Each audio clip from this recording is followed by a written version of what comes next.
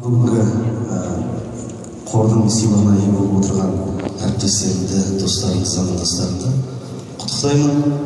Сіздермен бірге сахнаның төрінде парасатты поэзияға үлкен көңіл бөліп, атамыздан қалған қара өлеңге құрмет көрсеткен қордың басшылығына, барлық осы кешті ұйымдастырушы азаматтарға, қазақ әдебиетінің, қазақ мәдениетінің барлық өкілдерінің атынан рахмет айтамын.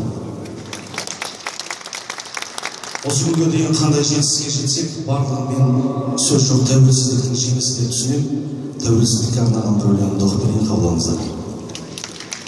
Еркіндігім, қасиеттім, қастерлім, өзің барда өзегімде жоқ шер мұң, кеше сенің келбетіңді арман қып, бұданында бұғауландық бас келдім.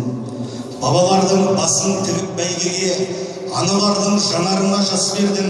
Уа еркіндік, хош келдің. Өзегімді өрт қораған заманда, өзіме өзім өгей болам ба? Алшаң басып жүре алмаса алталаш, азаттығым, қадірім де жоғанда. Саған жету қиын болса қаншалық, сақтап тұру қиынырақ оданда. Саясатқа сермей алмай семсерді, езгі күнге тер қылдық еңсемді. Желтоқсанда жалынатып жастығым, құрсау болған темір қоғам теңселді. Есте даңқы қыршындардың қалдыма, 86 ерлігім бе ең соңғы. Уа еркіндік, құның немен өлшенді? Уа еркіндік, құның немен өлшенді? Сені көксеп, боздақтарым өлшілді.